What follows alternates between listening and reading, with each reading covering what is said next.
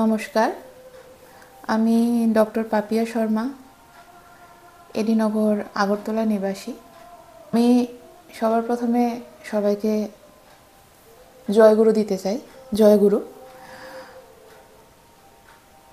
আমি ধ্যানের সাথে যুক্ত বিগত 4-5 বছর ধরে। আমার স্বামী, ওনাকে আমি বিয়ের পর থেকেই দেখেছি বিভিন্ন আধ্যাত্মিক চর্চার সাথে যুক্ত থাকতে। ধ্যান, মেডিটেশন কিভাবে করা যায় এগুলি নিয়ে উনি সবসময় গবেষণা করতেন, নানা পুস্তক পড়তেন, ইউটিউব দেখতেন, বিভিন্ন মুনি ঋষিদের নিয়ে উনি সবসময় চর্চা করতেন। এরকম করতে করতে উনি আমাদের যে PSSM তার সন্ধান পান। ব্রহ্মশ্রী সুভাষ পত্রীজি স্যারের নির্দেশনায় উনি আনাপানাসতি ধ্যান শুরু করেন।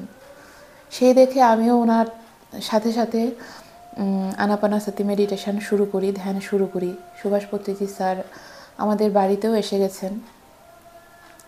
সেই ধ্যানে আসার পর থেকে বিভিন্ন অনুভূতি আমার মধ্যে আসতে থাকে, কিন্তু আমি যখন ধ্যান করতাম তার কোনো নির্দিষ্ট সময় ছিল না। যখন ভালো লাগতো তখনই করতাম, 5 মিনিট 10 মিনিট, কিন্তু এরকম করে ধ্যান হয় না। ধীরে ধীরে আমি এই যখন ধ্যান নিয়ে আরও বেশি ভাবতে শুরু করলাম, তখন আমি যে আমার গুরুদেব শ্রী শ্রী ঠাকুর অনুকূলচন্দ্র, ওনার মাধ্যমে যখন দীক্ষা হয়, উনিও একই কথা বলেছেন যে নাম ধ্যান হচ্ছে সবচেয়ে বড় কথা। পূজা পার্বণ, আচার অনুষ্ঠান বিধি এগুলি মানে একটা সামাজিকতা, একটা দেখানোর জিনিস, কিন্তু প্রকৃত আধ্যাত্মিকতার সাথে যুক্ত হতে গেলে যেটা মুখ্য বিষয়, আমাদের সুভাষ পত্রীজি স্যার বলেছেন, বিভিন্ন মুনি ঋষিরা বলেছেন, আমার গুরুদেব বলেছেন যে শুধু ধ্যান করতে হবে। যদি পরমাত্মার সাথে যুক্ত হতে হয় আমাদের ধ্যান করতে হবে। সৎসঙ্গে আমাদের নিয়ম আছে যে প্রতিদিন ব্রহ্ম মুহূর্তে উঠে প্রার্থনার আগে অন্তত 40 মিনিট মিনিমাম নাম ধ্যান করতেই হবে। ইষ্টভৃতির আগে 40 মিনিট নাম ধ্যান করতে হবে। সেই 40-45 মিনিট নাম ধ্যান করতে কেন বলে? আমাদের মন একদম চঞ্চল, সে এক জায়গাতে আসেই না। সবাই আমরা বলি যে ধ্যান কি করে করব, মনই তো জায়গায় বসে না। একদম ঠিক কথা, মন জায়গায় একসাথে বসে না, চেষ্টা করাতে হয়। যখন আমরা ধ্যানে বসি, মেডিটেশন করতে বসি, নানা চিন্তা চেতনা আমাদের মধ্যে কাজ করতে থাকে। সেই চিন্তাগুলি যখন ধ্যানের মধ্যে আসবে, সেটা নিয়ে ভাবতে নেই যে কেন আসলো, এসেছে ঠিক আছে, বাদ দিয়ে আবার সেই নাম ধ্যানের সাথে যুক্ত থাকতে হয়। আমরা বলি যে এখানে আজ্ঞাচক্রে কনসেন্ট্রেশন করতে হয়। এখানে আজ্ঞাচক্র যেটা থার্ড আই বলে, সেই আজ্ঞাচক্রে কনসেন্ট্রেশন করে আমি যেমন আমার গুরুদেবকে আজ্ঞাচক্রে রেখে আমি তখন ধ্যান করতে থাকি। আনাপানাসতি মেডিটেশনে সেটাই আমরা বলি যে শুধু কন্টিনিউ যে আমাদের নিঃশ্বাস প্রশ্বাস সেটাকেই আমরা যাতে লক্ষ্য করি, ওইটার মধ্যে আমরা কনসেন্ট্রেশন করতে থাকবো। এবার 40-45 মিনিট মিনিমাম নাম ধ্যানের কথা ঠাকুর কেন বলেছিলেন? আমাদের সুভাষ পত্রীজি স্যারও বলেছেন যার যত বয়স অন্তত তত মিনিট করে ধ্যান করতে। 40-45 মিনিট যদি আমরা ধ্যানে বসি, আমাদের 1 মিনিট ধ্যানের কাজ আমাদের আসে। কারণ মনটাকে বিচার শূন্য করে শান্ত জায়গায় নিয়ে আসতে আমাদের 40-45 মিনিট সময় লেগে যায়। সবাই বলে আমি এই ঠাকুরের দীক্ষিত, ওই ঠাকুরের দীক্ষিত। আমি অন্যদের কথা বলছি না, আমি আমার কথাই বলছি যে আমি ঠাকুরের দীক্ষিত। অনেকেই আছেন পূজা অর্চনা করছেন, সৎসঙ্গ করছেন, প্রসাদ খাচ্ছেন, বাড়ি যাচ্ছেন, আলোচনা করছেন, শুনছেন, কিন্তু তার বাস্তব জীবনে কোনো প্রয়োগ নেই। ঠাকুর তো প্রথমেই বলেছেন ঘুমের থেকে উঠেই তোমার অন্ন জল গ্রহণের পূর্বে ইষ্টভীতি করে নাম ধ্যান করার জন্য। এটাই তো মেইন, যে ধ্যান করো, ধ্যান করো, ধ্যান করো। সেই ধ্যানের মাধ্যমে আমরা পরমাত্মার সাথে যুক্ত হতে পারি। আমি যদি আরও প্র্যাকটিক্যালি বলি, ধ্যানের কি মাহাত্ম্য আছে, ধ্যান করলে কেন বলি যে আমাদের একটা কাজ করার আচার্যদেব বলেন যে যে যত বেশি নাম ধ্যান করে ওর কাজ করার যে সময়টা থেকে অনেক কমে যায়। কেন হয়? আমার মন যখন খুব চঞ্চল থাকবে, সেই চঞ্চল মনে আমি একটা কাজ সুন্দরভাবে সমাপন করতে পারবো না। কিন্তু আমার মন যদি একদম স্থির থাকে, একদম কনসেন্ট্রেট থাকে, যে কাজটা করতে আমার 40 মিনিট সময় লাগার কথা, সেই কাজটা হয়তো আমি 10 মিনিটেই করতে পারবো। আচার্যদেব বলেছেন আমাদের সেই কথা। তোমার ধ্যান যখন বাড়বে, নাম যখন বাড়বে, তোমার কনসেন্ট্রেশন পাওয়ার বাড়বে। আমরা অনেক সময় বলি যে বিভিন্ন মুনি ঋষিরা বলে দিতে পারেন যে কখন কি হবে। আচার্যদেব বলেন, যদি বলেন যে বৃষ্টি হবে, বৃষ্টি হবে। হ্যাঁ, আচার্যদেব বলেছেন এটা আমরা প্রত্যেকে করতে পারি, আমাদের প্রত্যেকের দ্বারা সম্ভব। আমরা চাইলে প্রত্যেকটা জিনিস আমরা করতে পারি, কিন্তু কি করে? আমাদের সেই পজিটিভ নিচটা শরীরের মধ্যে আনতে হবে, মনের মধ্যে আনতে হবে। প্রত্যেক দিন যখন আমরা শতনুজ্ঞার মধ্যে বলি যে আমি অক্রোধী, অমানি, আমার ক্রোধ নেই, আমি প্রত্যেক দিন যদি একটা কথা বলতে থাকি, এবং শুধু বললে হবে না, সেটা আমার জীবনে প্রয়োগ করতে হবে। ধ্যান আমাদের সেটাই শিখায়। আমাদের এই যত নেগেটিভ জিনিস আছে শরীর থেকে দূর করতে হবে। আমাকে নিয়ে মানুষ অনেক কথা বলবে। একটা কথা আছে, একটা গান আমাদের রবীন্দ্রদা লিখেছে যে ওরা যে যা বলে বলুক, ওদের কথায় কান দিলে তো চলবে না, দয়াল তোমার পথে চলা আমার টলবে না। এবার আপনারা বলবেন ওরা যে যা বলুক, ও কাদের কথা বলেছে? আমরা বলবো যে মানুষ যা বলছে ওদের কথা বলেছে, কিন্তু না, রবীন্দ্রনাথ তো সুন্দর করে বলেছেন আমাদের মধ্যে যে ষড়রিপু আছে, সেই ষড়রিপুর কথা বলেছেন। সেই ষড়রিপু যদি আমার বশে থাকে, কে কি বললো সেটা তো আমার এমনিতেই কিছু যাবে আসবে না। সেই ষড়রিপুকে বশে আমরা কি করে আনবো? সেই ষড়রিপুকে বশে আনার একটাই উপায়, সেটা হলো নাম ধ্যান করা, ধ্যান করা।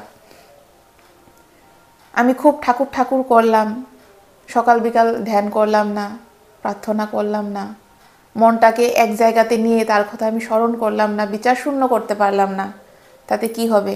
আমি খুব সৎসঙ্গে গেলাম, সেখানে খুব ভালো ভালো কথা বললাম, সবাই সাথে ভালোভাবে চলবে, কেউ কিছু বললে সেটা মনে নেবে না, আর ঘরে এসে নিজেই সেটার বিপরীতটা করলাম, সেই সৎসঙ্গের কি মানে আছে?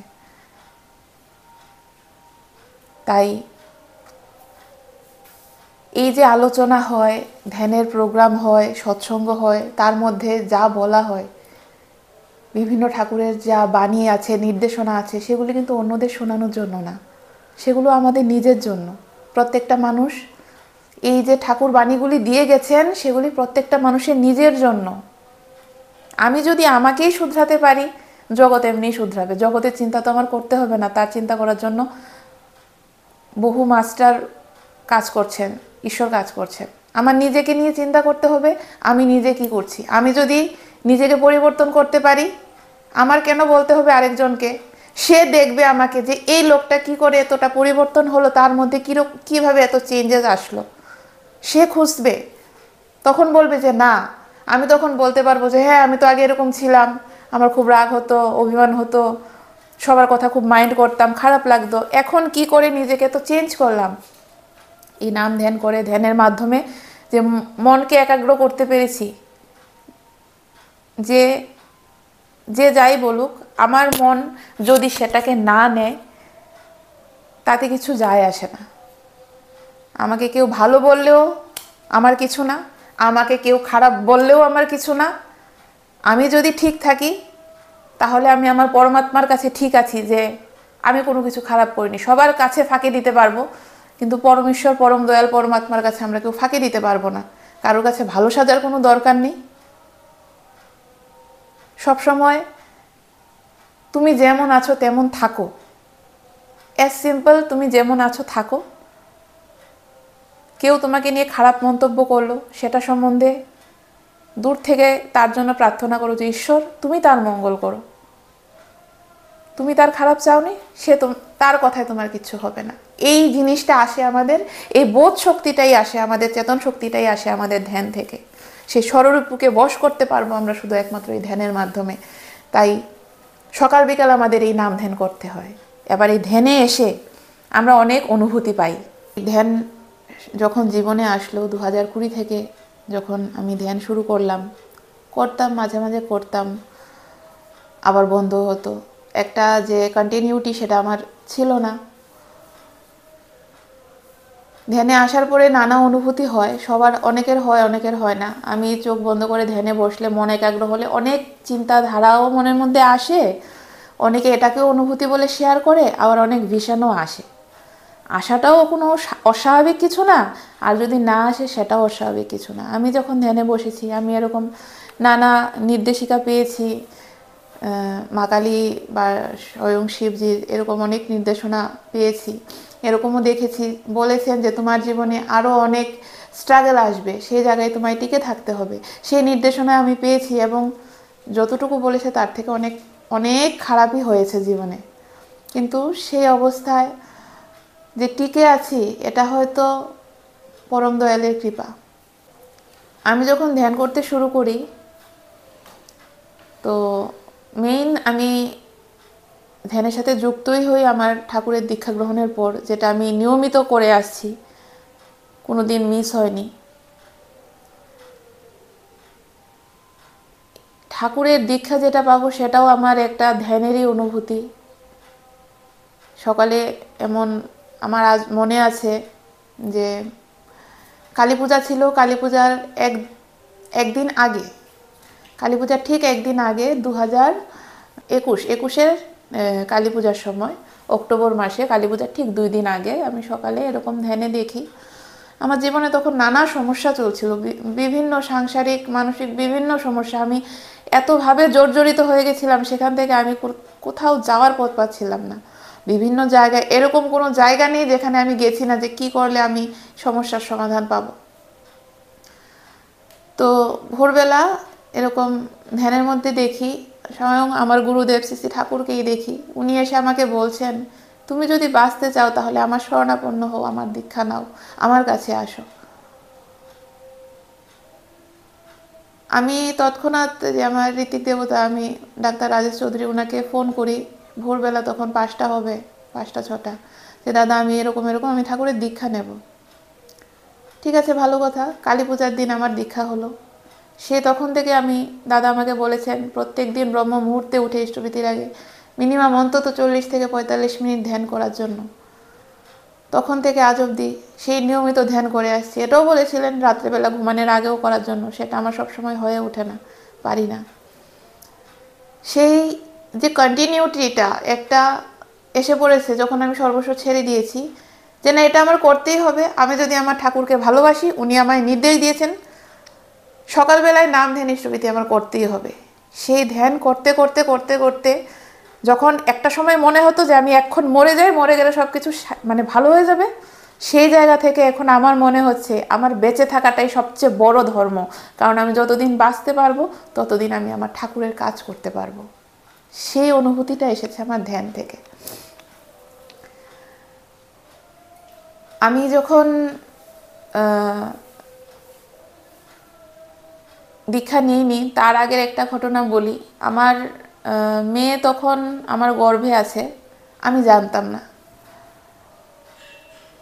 আমি বাড়ি থেকে বেরিয়েছিলাম, তো একটা খুব মানে বিভিন্ন মানসিক টেনশনের মধ্যে ছিলাম। বাড়ি থেকে বেরিয়েছিলাম, একটা খারাপ কিছু, এরকম ভাল লাগছে না, জীবনটাই আর রাখবো না এরকম। তখন উদয়পুর ছিলাম আমি, আমার বাড়ি থেকে বেরিয়ে একটু এসেছি আমি ফার্মাসিতে, তখনও ওষুধের দোকানে এসে পৌঁছায়নি। মাঝ রাস্তায় হঠাৎ একটা ভয়েস থাকে না, একটা কেউ আমার কানে কানে বলছে যে এমন করো না, আমি তোমার পাশে আছি, তোমার মাঝ, সেরকম একটা ভয়েস আমি পাই। কি মনে হলো, আমি ওষুধের দোকান থেকে এসে একটা প্রেগনেন্সি টেস্ট কিট নিয়ে যাই, গিয়ে পরীক্ষা করি, সাথে সাথে দেখি আমার তখন প্রেগনেন্সি পজিটিভ আছে। সেই মুহূর্তে মানে সন্তান নেওয়ার কোনো প্ল্যান নেই। করোনার সময় চলছে, 2019 সালের কথা, 20 সালের কথা, করোনার সময় চলছে। সেরকম কোনো মানে কোনো প্ল্যান প্রোগ্রাম নেই যে এখন বেবি প্ল্যানিং করবো, কোভিডের সময় কেউ করে না। আচ্ছা যাই হোক, সেই থেকে যে ধ্যানের মাধ্যমে যাত্রা শুরু, বিভিন্ন অনুভূতি। তারপর আমার সন্তান আসলো, মা কালীর চেতনা হিসেবে আসলো। আরেকবার মাতার বাড়িতে বসে আমি এরকম ধ্যান করছিলাম, তখন স্বয়ং মা কালই এরকম ধ্যানের একটা অনুভূতি হলো যে তোমার জীবনে যা দুঃখ কষ্ট চলছে এর থেকে 1000 গুণ বেশি আসতে চলেছে, তুমি প্রস্তুত থাকো। সত্যি 2020 থেকে আমার মেয়ের জন্মের পর থেকে আমি যতদিন ঠাকুরের দীক্ষা নিয়েছি সেই সময়টা 3-4 বছর মানে worst period of my life, আমার জীবনে সবচেয়ে খারাপ সময় ছিল। এবং কথায় বলে না যে দুঃখে মানুষ ঈশ্বর সন্ধান করে, সেই ঈশ্বর প্রাপ্তির পথ, আধ্যাত্মিকতার পথ, সেইখান থেকেই যাত্রা শুরু। জীবনে যদি সেই কষ্টটা না আসতো, আমি হয়তো সেই ঠাকুরের সাথে যুক্ত হতে পারতাম না, এই ধ্যানের সাথে এতভাবে যুক্ত হতে পারতাম না। ধ্যান করতে করতে এমন বিভিন্ন অনুভূতি আমি পেতে থাকি। আমি যখন গতবার মহাশিবরাত্রিতে আমি রানীবাজার ছিলাম, সেখানে আমি ধ্যান করছিলাম, আমার স্বামীও সঙ্গে ছিলেন। সেখানে ধ্যানের মধ্যে একটা খুব সুন্দর অনুভূতি পেয়েছিলাম। স্বয়ং দেখলাম যে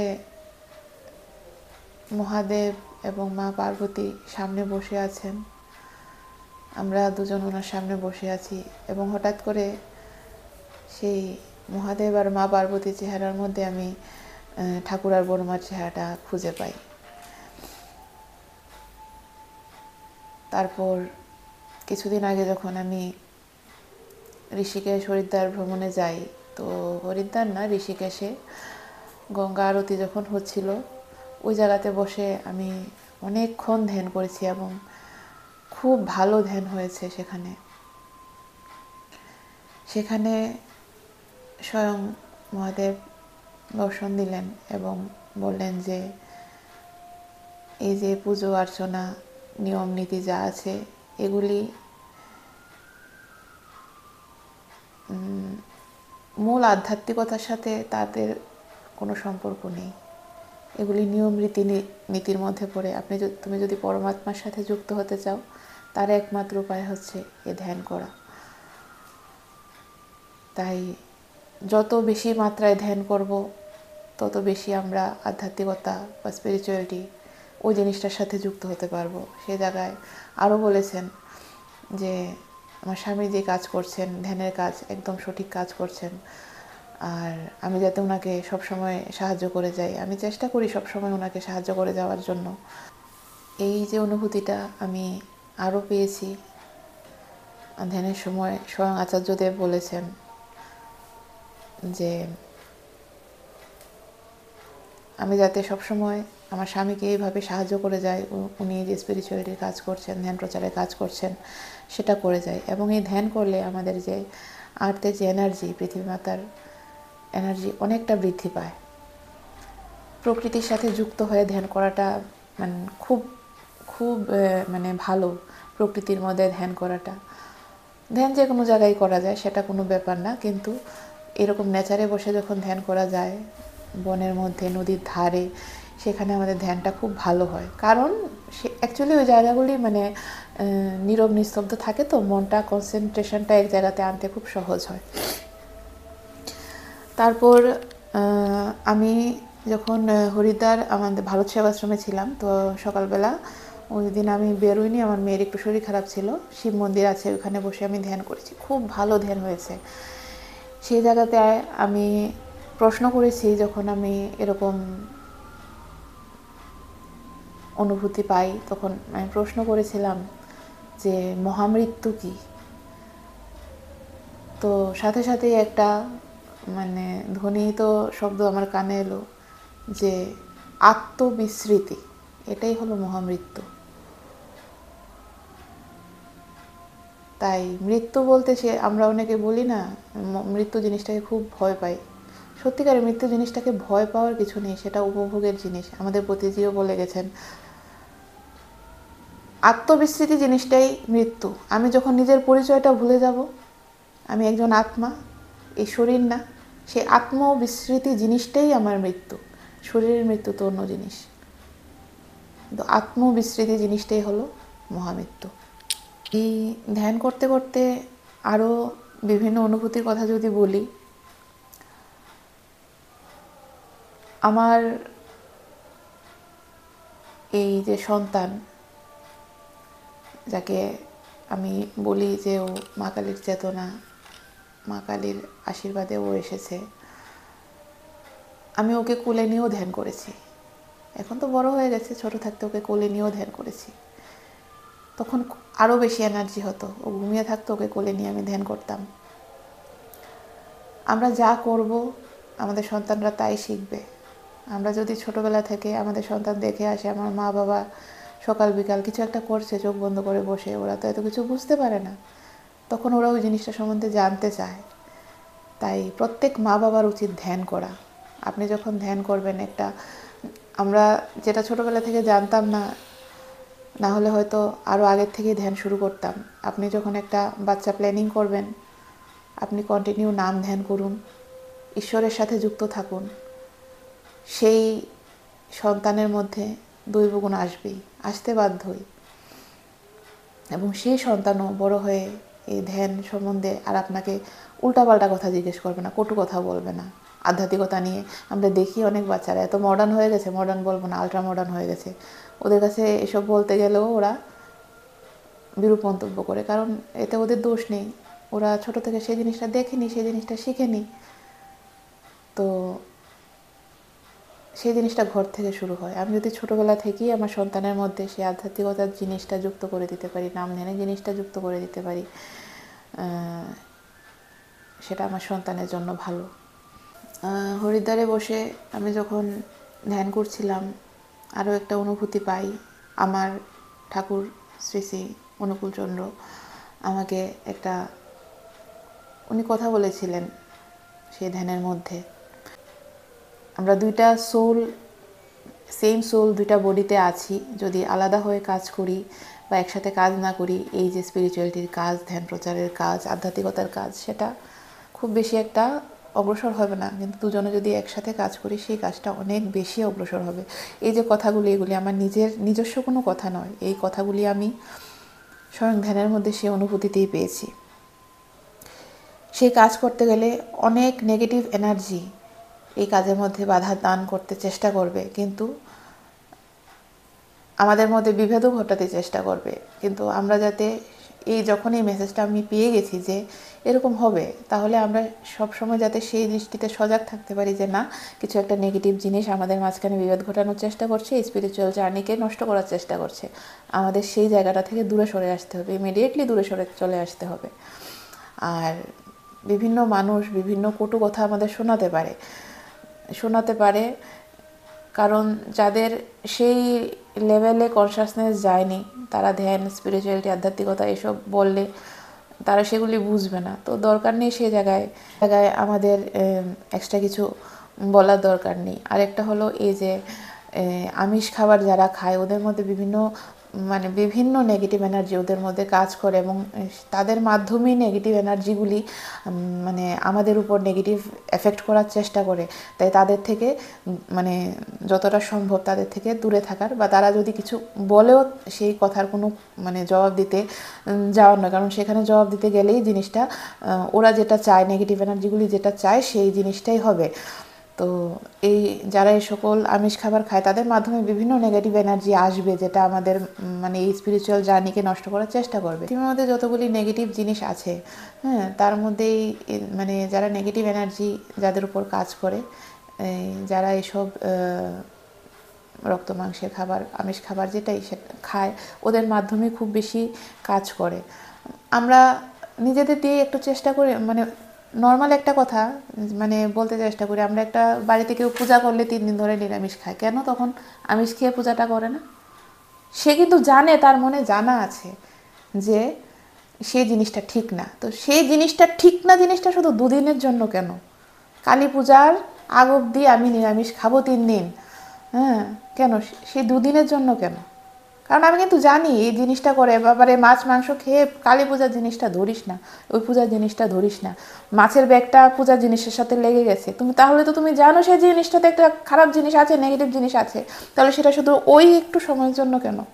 আমিও মাছ মাংস খেয়েছি যখন আমার সেই চেতন বুদ্ধি ছিল না, কিন্তু যখন আমার চেতন বুদ্ধি আছে তখন আমি কেন ওই জিনিসটাকে খাবো? আমাকে অনেকে বলে আমার বাচ্চাকে আমি আমিষ খাওয়াই না, ওর আত্মাকে কি কষ্ট দিচ্ছি। আত্মার কোনো কষ্ট হয় না, আত্মার কোনো কষ্ট হয় না। আত্মাই সব, মানে আমরা যে বলি না আমাদের আত্মা, সে এই সব কিছু থেকে অনেক উপরে। আমরা তো বলি আত্মার না জন্ম আছে, না মৃত্যু আছে, না কষ্ট আছে, না ভোগ আছে। আত্মার কিসের কষ্ট? আত্মা কি শুধু খেতে চায়? আত্মার কোনো কষ্ট নেই। আমার বাচ্চাকে আমি খাওয়াই না, এজন্য আমি বহু মানুষ থেকে বহু কথা শুনি, ওর আত্মাকে আমি কষ্ট দিচ্ছি, ও বড় হয়ে বুঝলে নিজের থেকে খাবে না। আরে আমি যখন খেয়েছি আমি জানতাম না জিনিসটা খারাপ। আমি যখন খেয়ে বুঝেছি, একটা জিনিস যখন আমি খেয়ে বুঝবো খাবারটার মধ্যে বিষ আছে, আমি সেই জিনিসটা আমার বাচ্চাকে কেন দেবো? এবং আমি যে হাসপাতালে ডিউটি করি, এই যে শীতের একটা ঠান্ডা সিজন চলছে, যতগুলি মানে ম্যাক্সিমাম রাত্রে যতগুলি বাচ্চা আসুক, বড় মানুষ আসুক, পেট ব্যথা, বমি, পেট খারাপ নিয়ে আসে। কি খেয়েছেন? মাংস খেয়েছি, বাজারে খেয়েছি, ফাস্টফুড খেয়েছি, ডিম খেয়েছি, এই কিন্তু চলতে থাকে। তাহলে আমরা কিন্তু যখন একটা পেট খারাপের রুগী আসে, বমি পেশেন্ট আসে, আমরা কিন্তু জিজ্ঞেস করি কি খেয়েছেন? মাছ মাংস খেয়েছেন? বাইরের খাবার খেয়েছেন? কেন করি? তাহলে আমরা তো জানি এই জিনিসগুলি থেকে হয়। তাহলে এই জিনিসগুলিতে নেগেটিভ জিনিস আছে, এনার্জি আছে, তো এগুলি খেয়ে হয়, তাহলে কেন খাবো? দরকার নেই তো এগুলি খাওয়ার জন্য পৃথিবীতে বহুত কিছু আছে। সাত্ত্বিক ভোজন করলে, এই যে আমি স্বস্তিনী নিয়েছি, আমাকে অনেকে অনেক কথা বলে, আমি মানে এখানে খাই না, সেখানে খাই না। আমি যখন ক্লাস 9-এ পড়তাম, তখন আমার একজন স্যার ছিল, অজিত পাল স্যার, একদিন আমাকে একটা কথা বলেছিল, পোশাক পরবো অন্যের ইচ্ছায়, খাবার খাবো নিজের ইচ্ছায়। কারণ আমি যে পোশাকটা পরবো সেটা যাতে অন্যের চোখে রুচিশীল হয়, আমি সেরকম পোশাক পরবো। আর খাবার খাবো নিজের ইচ্ছায়, আমার শরীরে যেটা সহ্য হবে, আমার মনে হবে আমার শরীরের জন্য ভালো, আমি সেটা খাবো। কারণ আমি যখন অসুস্থ হব, সেই ভোগটা আমার ভোগ করতে হবে, আমার ভোগটা অন্য কেউ ভোগ করবে না। আমি স্বস্তিনী নেওয়ার পরে আমি বাইরে কোথাও খাই না। আমরা মানে বলি যে অন্নবাহী মন। আমাকে অনেকে বলে যে বাইরে ঘুরতে গিয়েছে তাহলে কি করে থাকে। না, আমি বাইরে ভাত খাই না। আমি বাইরে গেলেও নিজের একটা রাইস কুকার ছোট নিয়ে যাই, যদি ভাত খাওয়ার দরকার পড়ে, আর না হলে আমি রুটি খাই। ঠিক আছে, এই এই খাবার নিয়েও আমি মানে কথা শুনলেও আমি শুনি। কারণ যখন জিনিসটা আমি বুঝেছি, আমার ঋত্বিক দাদা আমাকে বলেছিলেন যে, আমি প্রথম প্রশ্ন করেছিলাম, দাদা আমাদের তো বাইরে ঘুরতে যেতে হলে, বললো আমরা তো স্বস্তিনী নিয়েছি, আমরা যাই না ঘুরতে, আমাদের তো সমস্যা হয় না। সত্যি আমি স্বস্তিনী নেওয়ার আগে ভেবেছি বাইরে গেলে কি হবে, আমার বাচ্চা যথেষ্ট ঠাকুরের আশীর্বাদে নিরামিষ খেয়ে যথেষ্ট ভালো আছে। তুলনামূলকভাবে ওর পেটের সমস্যা অনেক কম। এই যে বাইরে ঘুরতে গেছি আমরা, হরিদ্বার, ঋষিকেশ, আমরা বাইরের খাবার খাইনি, কেউ খাইনি। আমরা যারা গিয়েছিলাম আমরা সবাই নিরামিষ খাই, আমরা নিজেরা রান্না করে খেয়েছি, বাইরের কোনো খাবার আমরা খাইনি। শুধু একদিন আমরা স্টেশনে ওই চা সিঙ্গারা খেয়েছিল, সে একটা খাবারই ক্ষতি করে ফেলেছে। মানে সেই জায়গাতেই বুঝে গেছি যে সে একটা খাবারই ক্ষতি করে ফেলেছে, সবাই অসুস্থ হয়েছে সেই একটা খাবার। তাহলে সেই বাইরের খাবারটা, অন্যখানের খাবারটা আমাদের ক্ষতি করে, কেন ক্ষতি করে? এবার দেখুন, যারা যে রান্না করে দিচ্ছে জিনিসটা, আমি জানি না সে হাত ধুয়ে রান্না করলো, বাথরুমে গেছে এসে পরিষ্কার হয়ে রান্না করলো, কি জায়গাতে করলো, কিভাবে করলো, সেটা আমরা জানি না। সেজন্য আমরা বলি, যারা আমরা স্বস্তিনী নেই বা আমরা যারা নিরামিষ খাই, যে আমরা যার তার হাতে আমরা খাই না, বাইরের কোনো খাবার আমরা খাই না, অন্য কিছু না। কেউ কারোর ছোঁয়া লাগলো, ধোয়া লাগলো, সেই জিনিসের জন্য কিন্তু আমরা বলি না। আমরা সেই সদাচারটা মেনটেন করি। কারণ সে কিভাবে রান্না করলো, হাত ধুয়ে করলো, পরিষ্কার পরিচ্ছন্নভাবে করলো কিনা, সে বাথরুমে গিয়ে তার কাপড়টা চেঞ্জ করলো কিনা, জানি না তো, সেই জন্য আমরা সবখানে খেতে চাই না। তার জন্য ভোগটু কথা শুনি, কিচ্ছু করার নেই। কারণ এই যে আমার বাচ্চাটা যখন অসুস্থ হয়েছে, এই যে একটা সিঙ্গারা খেয়ে ও খুব অসুস্থ হয়ে গেছিলো, একদিন ও খুব পেট খারাপ হয়ে গেছে, সেই ভোগটা ও ভুগেছে। আমাদের প্রচণ্ড গ্যাস হয়ে গেছে, সেই ভোগটা আমরা ভুগেছি। সেজন্য আমরা যেখানে সেখানে খেতে চাই না। আর এই নিরামিষ খাবার খেলে শরীর অনেক ভালো হয়, মন অনেক শান্ত হয়ে যায়। কারণ আমি বলছি যে আপনি অন্তত 1-2 মাস নিরামিষ খাবার খেয়ে দেখবেন, আপনার মধ্যে যে একটা রাগের ভাব বা মনের যে মানে একটা বিচলিত হওয়ার যে জিনিসটা 80-90% কমে যায়। 80-90% কমে যায়, আপনার মন শান্ত হয়ে যাবে। আপনি একটা নিমন্ত্রণ বাড়িতে খাবার খেতে যান না, আজকে একটা বিয়ে আছে, বৌভাতে যান, আপনার যাওয়ার আগেই অনেকেই একটা কথা বলে যে এই গ্যাসের ট্যাবলেটটা আজকে রেডি রাখতে লাগবে। কেন? আপনি জানেন সেখানে খাবারটা খেলে আপনি অসুস্থ হতে পারেন। সেখানে খাবারগুলি এরকম থাকবে, অতিরিক্ত তেল মশলা, মাছ মাংস খাবার আপনি আগে থেকেই কিন্তু জানেন। খাবারটা খেয়ে এসে একটা হাইফাই হাইফাই করতে থাকেন, তাহলে শরীরটাকে কষ্ট দিয়ে কী লাভ? তো সেই যারা এই মাছ মাংস বা আমিষ খাবার খায় তাদের মধ্যে একটা নেগেটিভ এনার্জি কাজ করে। তো তাদের থেকে তাদের সাথে কোনো তর্ক বিতর্কে যাওয়ার দরকার নেই। তাদের যদি সেই স্পিরিচুয়ালিটি আধ্যাত্মিকতার কথা বললে তারা না বুঝতে চায়, ঠিক আছে, যতটুকু বলার বলে, সে জায়গা থেকে একটু দূরে থাকাই ভালো। আর যে আমি আর আমার হাজব্যান্ড যে সন্দীপ, যে আমরা টুইন ফ্লেম, মানে টুইন ফ্লেম বলতে আমরা একটা সোল দুটা বডিতে যে ভাগ হয়ে আছে, সেই জিনিসটাও আমি ধ্যানে দেখেছি, আগেও দেখেছি, আবার দেখেছি। তো টুইন ফ্লেম আর সোলমেট দুইটা জিনিস আছে। তো সোলমেট জিনিসটা একটা, আমরা সোলমেট শব্দটার সাথে অনেকে মানে খুব জড়িত, ও আমার সোলমেট, ও আমার সোলমেট। আর সোলমেট জিনিসটা আলাদা, টুইন ফ্লেম জিনিসটা আলাদা। তো টুইন ফ্লেম জিনিসটা যে আমরা সেম ফ্লেম যেটা দুই ভাগে বিভক্ত হয়ে দুইটা বডিতে আছে, আমি আমার হাজব্যান্ড, আমরা দুইজন টুইন ফ্লেম। সেই জিনিসটা আগেও আমি ধ্যানের অনুভূতিতে পেয়েছি, এবারও আমি সেই অনুভূতিতে পেয়েছি যে আমরা দুজন টুইন ফ্লেম, আমাদের একসাথে থেকেই কাজ করতে হবে। আর একটা কথা যেটা আমি আবার ধ্যানের মধ্যে একটা মেসেজ পেয়েছি, যে তুমি এই সংসারে থেকে সবার জন্য তোমার যতটুকু কর্তব্য আছে তুমি সেই কর্তব্যটা করে যাবে। কেউ তোমাকে তার বদলে কটু কথা বললো, কি বললো না বললো, সেটা ভাবার কোনো দরকার নেই। সাংসারিক সুখ যদি মানে চাও, তাহলে সাংসারিক দুঃখ তোমার সহ্য করতে হবে। আর সাংসারিক দুঃখ যদি না চাও, তাহলে সাংসারিক সুখের আশাও তুমি করো না। সংসারে থাকতে গেলে সুখের পাশাপাশি সেই দুঃখটা তোমার থাকবেই। সেই সংসারে থেকে তুমি তোমার সব কর্তব্য করবে, কিন্তু সব মায়ার বন্ধন থেকে তোমার আলাদা থাকতে হবে। মানে সংসারে থেকেও সংসারের মায়ার থেকে তোমার আলাদা থাকতে হবে। তাই দুঃখ যদি আমি না পেতে চাই, তাহলে আমার সাংসারিক সুখ আশা করে লাভ নেই। শুধু কর্তব্য করে যেতে হবে, তার বদলে যা কিছুই যে বলুক, সেটা ভালো বলুক খারাপ বলুক, সেটা তুমি অ্যাকসেপ্ট করে যাবে। কিন্তু তোমার যেটা কর্তব্য প্রত্যেকের প্রতি, মা বাবার প্রতি, স্বামীর প্রতি, বাচ্চার প্রতি, শ্বশুর শাশুড়ির প্রতি, তোমার যা যা কর্তব্য তুমি সেটা করে যাবে। তার বদলে তারা কি বললো না বললো সেটা তোমার মাথা ঘামিয়ে তোমার লাভ নেই। আমি যখন সন্দীপকে দেখে আমি ধ্যানে আসি, তখন আমি একা একাই ধ্যান করতাম। সে ধ্যানে সময় আমি স্বয়ং মা কালী বা স্বয়ং শিবজির নানা অনুভূতি পাই। তখন বিভিন্ন মেসেজের মাধ্যমে ওনারা আমাকে গাইড করতেন। আমি এরকমও দেখেছি যে আমি আমার শরীর থেকে বেরিয়ে গেছি, আমি সমস্ত ঘরটাতে হাঁটছি, বিভিন্ন জায়গাতে, মানে এরকম মনে হচ্ছে আমি প্রত্যেকটা জিনিসকে গিয়ে ধরতে পারছি, আমার শরীরটা থেকে সম্পূর্ণ আমি বেরিয়ে গেছি, এরকম অনুভূতিও হয়। তো পরে আমি যখন আমার হাজব্যান্ডকে কথাটা বলি, তখন সে বললো যে এটাকে অ্যাস্ট্রাল ট্রাভেল বলে।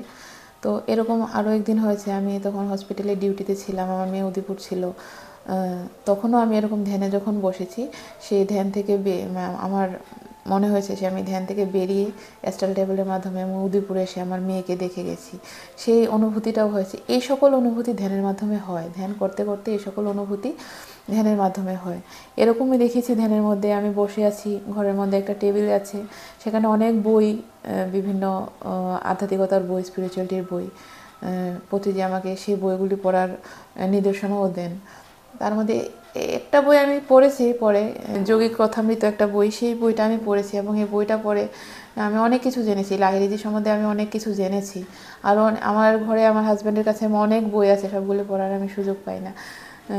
সেই বইগুলি পড়ার মানে নির্দেশনা পেয়েছি। এবং পরে যখন আমি ঠাকুর অনুকূলচন্দ্রের দীক্ষা নিলাম, তখন ঠাকুরও বলেছেন যে সবার বই পড়তে, সব মুনি ঋষি সবার বই পড়তে, সবাইকে উনি বলতেন যে এই বইটা পড়ে বলতো রে, অনেককেই আমি শুনেছি ঠাকুর বলতেন বই দিয়ে যে এই বইটা পড়ে আমাকে বলবি তো বইটাতে কি লেখা আছে, এবং সবাইকে বলতেন এরকম সবার বই পড়তে। কারণ বই পড়ার মাধ্যমে আমরা অনেক কিছু জানতে পারি।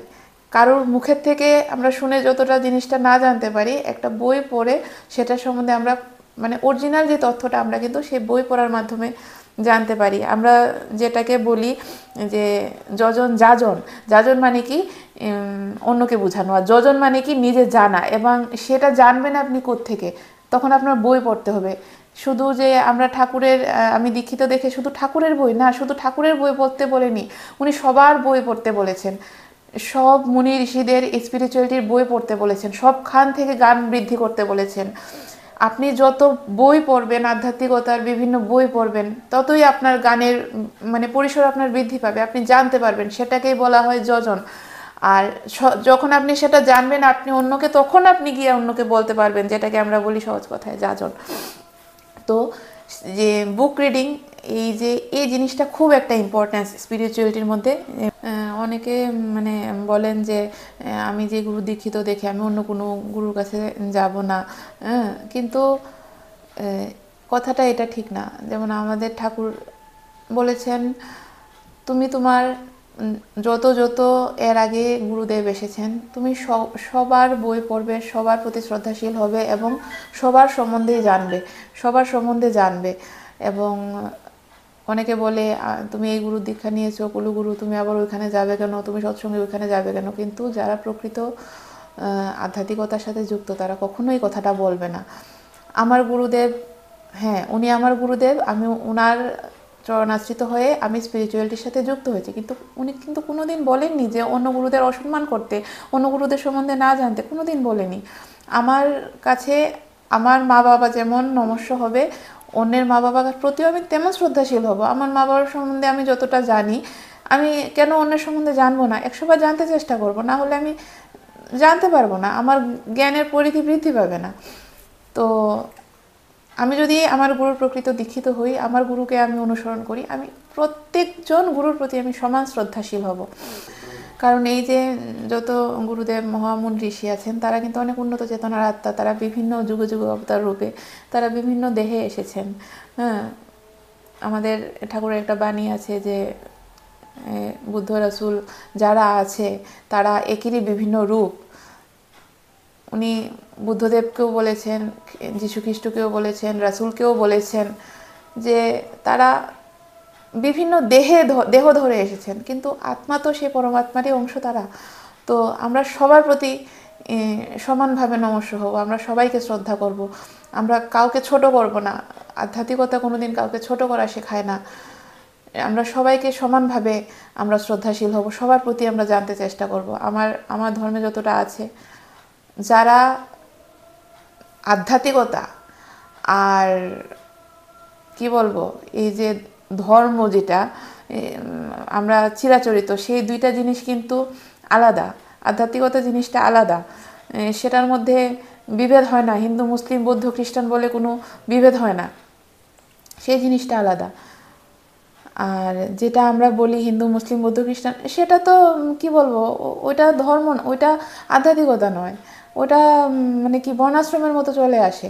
প্রকৃত আধ্যাত্মিকতায় হিন্দু হতে পারো, মুসলিম হতে পারো, সেটা আমার জন্মসূত্রে, কিন্তু আমি একজন হিন্দু হয়ে আরও ভালো আমি হিন্দু কিভাবে হব সেটাই তোমার আধ্যাত্মিকতায় শেখাবে। একজন মুসলিম হয়ে আমি আরও ভালো মুসলমান কিভাবে হব সেটাই তোমার আধ্যাত্মিকতায় শেখাবে। আমি একজন খ্রিস্টান হয়ে ভালো খ্রিস্টান কিভাবে হব সেটাই তোমার আধ্যাত্মিকতায় শেখাবে। আর যখন আপনি আধ্যাত্মিকতার সাথে একদম যুক্ত হয়ে যাবেন, তখন আপনি এটাই বুঝবেন যে আপনি আত্মা, পরমাত্মার অংশ। হিন্দু মুসলিম বৌদ্ধ খ্রিস্টান এগুলি তো পরে, এগুলি আমাদের জন্মের পরে দেওয়া, কিন্তু আমি কে, এই একটা কথার উত্তর পেতেই তো আমরা আসি যে আমি কে, আধ্যাত্মিকতায় আমরা কেন আসি, আমি কে, কি আমার পরিচয়, আমি কেন এসেছি এই পৃথিবীতে, কি আমার উদ্দেশ্য। তখনই আমরা সেই প্রশ্নের উত্তরটা পাই যে আমি আত্মা, সেই আত্মা কি, তার উদ্দেশ্য কি, সেই পরমাত্মার সাথে বিলীন হওয়া, পৃথিবী মাতার কাজ করা, এই পৃথিবীতে এসে আমার কি কাজ আছে সেটা করা। এই উদ্দেশ্যে আমরা স্পিরিচুয়াল জার্নির সাথে যুক্ত হই, আমরা আধ্যাত্মিকতার সাথে যুক্ত হই। আমি যখন এই ধ্যান করতে থাকি, তখন আমি ঠাকুরের দীক্ষা নিইনি। এই ধ্যানের মাধ্যমে আমি একবার একজন মহাপুরুষের আমি একটা অবয়ব দেখতে পাই। পরে যখন আমি মানে আমার হাজব্যান্ড যখন ঘরে ওই একটা অবয়বের প্রতিকৃতি নিয়ে আসে, মহাবতার বাবাজি, তখন আমি ওকে বলেছি, আরে আমি তো ওনাকে দেখেছি ধ্যানে, অনেক আগেই আমি ওনাকে দেখেছি। তো মহাবতার বাবাজিকে আমি দেখেছি ধ্যানের মধ্যে, এবং তখন উনিও আমাকে বলেছেন যে আমি যদি আমার ওই সমস্যার থেকে তখন মানে বের হতে চাই, আমার জীবনে যে সমস্যা, আমি যাতে ঠাকুর অনুকূলচন্দ্রের দীক্ষা নেই, শ্রী শ্রী ঠাকুর অনুকূলচন্দ্রের দীক্ষা নেই।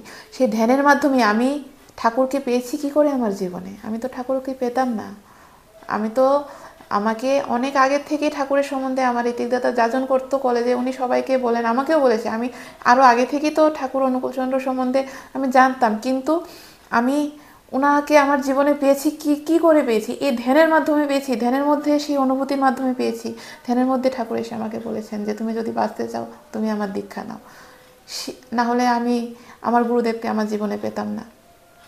তারপর যখন আমি ঠাকুরের দীক্ষা নিলাম, আমি নিয়মিত নাম ধ্যান করি, এমন বহু অনুভূতি তো পাই। তার মধ্যে একটা অনুভূতি পেয়েছি যে ঠাকুর বসে আছে, ঠাকুরের সামনে আমরা অনেকেই বসে আছি, সেই জায়গাতে আমার হাজব্যান্ডও সাদা ধুতি ফতুয়া পরে উনিও বসে আছেন, ঠাকুর হুকু টানছেন।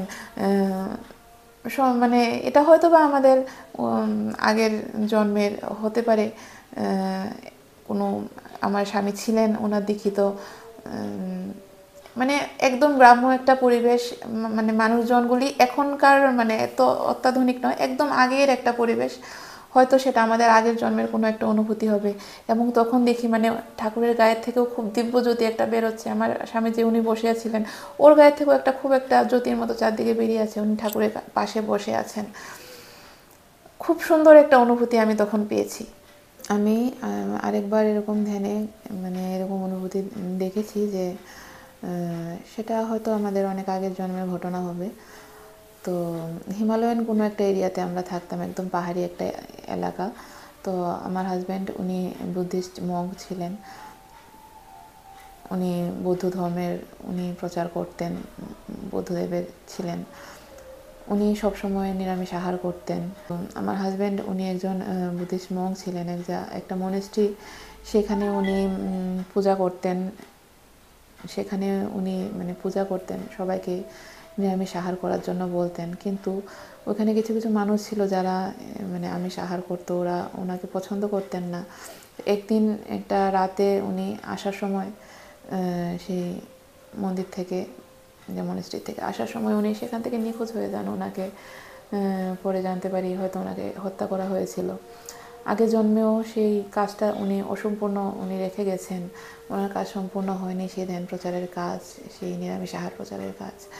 তো এই জন্মে উনি আবার এসেছেন সেই নিরামিষ শাকাহারী আহার করার জন্য, সবাইকে জানানোর জন্য, ধ্যান প্রচারের জন্য। এই জন্মে উনি এটা করে যাচ্ছেন, এবং যতদিন উনি এটা করে যাবেন আমি ওনার পাশে থেকে চেষ্টা করবো ওনাকে সেই সাহায্যটা করে যাওয়ার জন্য। তাই আমি সবাইকে বলবো আপনারা ধ্যান করুন, বেশি বেশি করে ধ্যান করুন। ধ্যানে আসলে আপনারা জীবনের অনেক সমস্যা অটোমেটিক্যালি সেই সমস্যাগুলির উত্তর আপনারা পেয়ে যাবেন, সেই সমস্যা থেকে আপনারা বেরিয়ে আসতে পারবেন, পরমাত্মার সাথে যুক্ত হতে পারবেন, প্রকৃত আধ্যাত্মিকতা কী সেই জিনিসটা জানতে পারবেন। তো এই ধ্যানের মাধ্যমে আপনারা যেমন আধ্যাত্মিকতার সাথে যুক্ত হতে পারবেন, আপনাদের শারীরিক মানসিকভাবেও আপনারা অনেক অনেক ভালো থাকতে পারবেন। মন ভালো থাকলে শরীর ভালো থাকে। আমরা অনেক সময় বলি যে আপনার শরীরে কোনো রোগ নেই, আপনার রোগ তো মনে আছে। আপনার যখন মন ভালো থাকবে অটোমেটিক আপনার শরীরের 80% রোগ আপনাদের কমে যাবে। আমাদের এখন যে সকল রোগ হচ্ছে, যে নন কমিউনিকেবল ডিজিজ যেগুলি আমরা বলি, সুগার, প্রেশার, ডায়াবেটিস, বিভিন্ন মেন্টাল, এখন তো মানে যে মেন্টাল ডিসঅর্ডারের উপর মানসিক, সেটার উপর মানে বিশেষভাবে আমাদের মেডিকেল সায়েন্স চাপ দিচ্ছে যে এরকম অনেক পেশেন্ট আছে যাদের আমরা বুঝতেই পারি না যে ওরা মানসিকভাবে অবসাদগ্রস্ত, ডিপ্রেশনে আছে। আপনাদের মন যখন হাসি খুশি থাকবে, মন ভালো থাকবে, আপনাদের এই সমস্যাগুলি 90% কমে যাবে। এবং সেই মন ভালো রাখার জন্য আপনারা ধ্যান করবেন, ধ্যান করুন, সৎসঙ্গ করুন, সজ্জন সঙ্গত করুন, সবার সাথে থাকুন, হাসি খুশি থাকুন, দেখবেন আপনার টেনশন চিন্তা এমনি অর্ধেক কমে গেছে। এই বলে আমি সবাইকে জয়গুরু দিয়ে আমি আমার আলোচনা এখানে শেষ করছি। আবার খুব তাড়াতাড়ি ফিরে আসবো আপনাদের মাঝে, আবার নতুন কিছু শেয়ার করার জন্য। নমস্কার।